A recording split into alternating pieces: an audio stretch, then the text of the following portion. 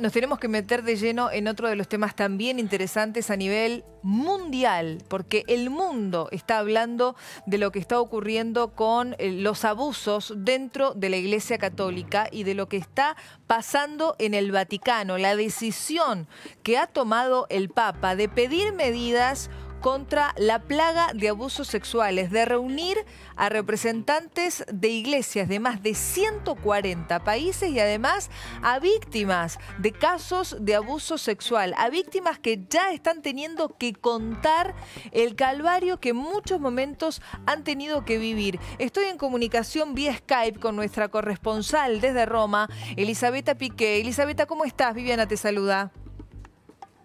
Viviana, buenas tardes.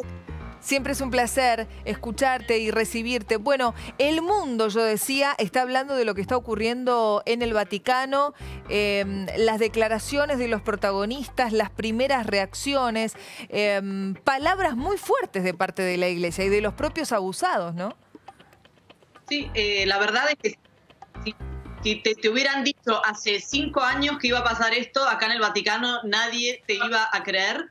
Esto fue un tema tabú hasta hace muy poco. Saben que es una crisis. Se dieron cuenta, bueno, el Papa se dio cuenta que se está jugando la supervivencia de la Iglesia Católica, por eso llamó a esta reunión. Y el Papa esta mañana, como saben, esta reunión va a durar 3 días. Empezó con una oración y después tuvo un discurso muy corto, muy breve, pero fue, te diría, digamos, como siempre, fue directo al tema y dijo acá lo que necesitamos para derrotar este flagelo, esta plaga de los abusos cometidos contra menores son medidas concretas. Prepararnos, necesitamos concreción, necesitamos también, él dijo, coraje para implementar estas medidas. Por supuesto, también el Papa siempre habló de la conversión, la necesidad de oración, la necesidad de escuchar a las víctimas. De hecho, vamos a recordar que el Papa antes del encuentro le había pedido a los presidentes de las 114 conferencias episcopales que participan de este encuentro,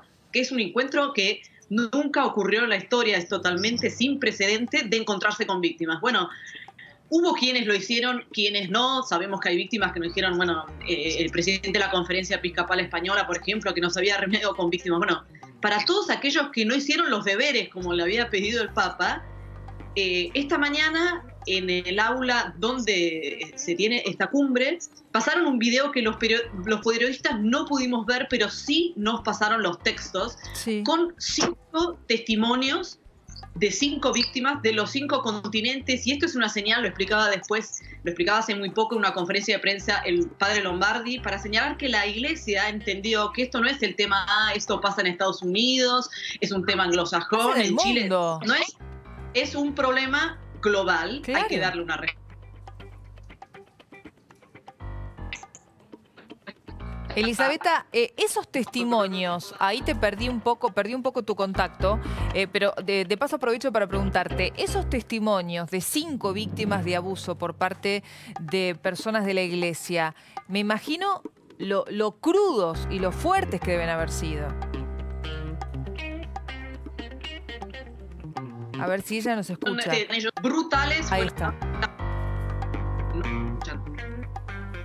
Brutales fue la palabra utilizada por el padre jesuita Hans Zollner, el alemán, que es uno de los organizadores del encuentro. Brutales y honestos. ¿Me escuchan? Sí, perfectamente. Brutales y honestos. Fíjate cómo describieron esos relatos, ¿no? Sí, y te digo que, bueno, al leer el primero, que justamente para proteger la privacidad de las víctimas, no las identificaron, pero al leerlos enseguida muchos entendimos que el primero era Juan Carlos Cruz, emblemática víctima, una de las más conocidas y que luchó durante 20 años hasta que lo escucharon, famosa víctima de abusos del sacerdote pedófilo Fernando Karadima, expulsado el año pasado. Recordarán que Juan Carlos Cruz fue invitado por el Papa a pasar unos días con él, el Papa le pidió perdón. Bueno, Juan Carlos Cruz, que después, bueno, justamente pude confirmar con él que fue él el primer video con este testimonio, que él dice que él es alguien que pese a los abusos, al maltrato, él es católico y sigue siendo católico, y él cuenta, en este testimonio él dice, no hace falta que yo les describa el efecto que ha tenido en mí los abusos. Ya sabemos que destroza la vida. Yo prefiero hablarles y contarles lo que peor fue para mí, que fue cuando él decide romper el silencio y pensaba que la iglesia, las autoridades eclesiásticas lo iban a escuchar, a respetar, a cuidar. Enseguida dice, nos consideraron como enemigos. Claro. Y él tiene una frase que para mí fue realmente muy fuerte, decir, ustedes, es decir, a los obispos de frente, en esta aula donde yo tuve el privilegio de estar esta mañana en un pool muy restringido, donde hay muchísimas pantallas, así que Sí. este video debe haber sido tremendo. Él dice, ustedes que tenían que ser los que nos curan el alma, ustedes asesinaron nuestra fe. O sea, eso es tremendo, muy Elisabetta. Es tremendo porque es como él dijo, uno se puede tratar de imaginar, porque es intransferible la sensación que debes tener constantemente y de por vida una persona abusada, y más de parte de un miembro de la iglesia, inexplicable. Pero digo, uno puede tratar de entender esto. Ahora, ¿qué pasa con el tema de la religión, de la fe, del no ser escuchado por un lugar donde todo el tiempo te inculcan que ahí te van a abrir las puertas, que ese es el lugar de Dios, que ahí siempre vas a tener una palabra de aliento, una palabra de apoyo, ¿no? Todo lo contrario. Totalmente, justamente todo esto que muchos nunca quisieron escuchar, bueno, estos testimonios, el de Juan Carlos Cruz fue el primero, pero hay un segundo testimonio de una mujer africana que es realmente igual de estremecedor. Esta mujer contó que desde los 15 años, durante 13 años, tuvo relaciones sexuales con un sacerdote que la obligó, que se quedó embarazada y la obligó a abortar 3 veces. Contó que el sacerdote la golpeaba cuando ella no quería tener relaciones, que la golpeaba cuando ella trataba de salir de esta situación. Esto es África también.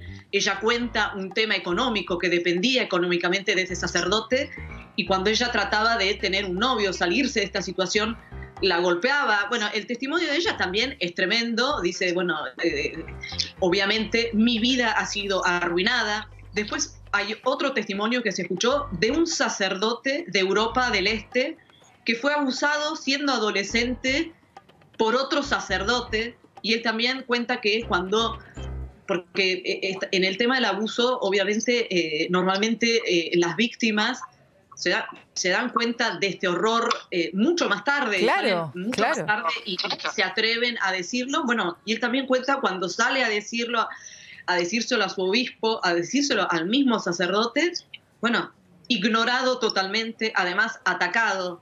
Es decir, fue realmente tremendo, lo admitieron hoy, y también en este ámbito, y fue el Papa, vamos a decir, hay que reconocer, este es el primer Papa Francisco que hizo que convocó a todos los obispos del mundo para que le enrostraran esta realidad tremenda. Claro, hizo Elisabetta como un careo, digamos, algo impensado. No. ¿Cómo lo toman ahí en Italia? Pero digo, vos que te rodeás allí, me imagino, con periodistas de otros países, ¿cómo toman esta decisión de este Papa que decidió semejante cosa, ¿no? Que ha decidido semejante reunión cumbre que va a durar hasta el domingo, de llevar a cabo esta especie de careo entre víctima y victimario?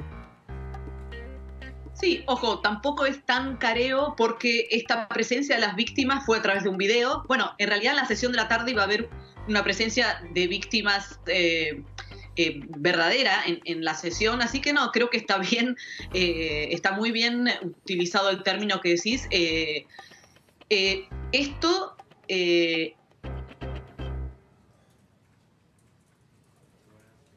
Ahora vamos a recuperar el contacto. A ver, Elisabetta, volvé a contestarme esta pregunta, porque te hemos perdido, se ha quedado congelada la imagen. Te decía, ¿cómo toman los periodistas de otros países esta decisión del Papa?